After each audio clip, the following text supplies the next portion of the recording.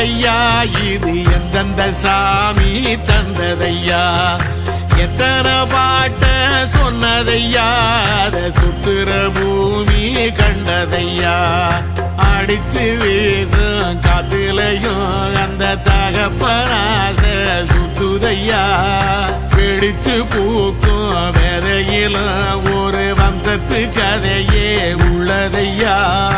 100 தலைமுறை சேர்ந்து செதுக்குன ஈர நலம் இது பாறையா வாழும் வரையிலும் நீயும் விதைக்கிற கடமை இருக்கு கேளையா